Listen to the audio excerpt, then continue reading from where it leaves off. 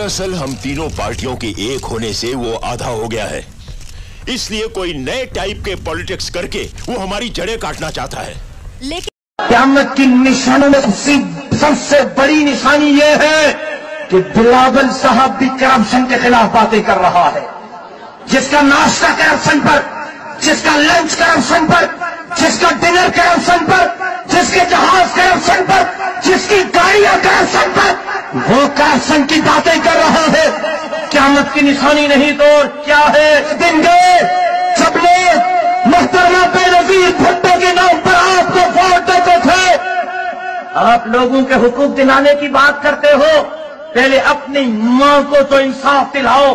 आज भी तुम्हारी मां की रूह तुमसे पूछ रही है कि कोर्ट में मेरे कत्ल का केस चलता रहो। एक हाजिरी में भी बेनजीर साहिबा का वारिस नहीं गया जो अपनी मां के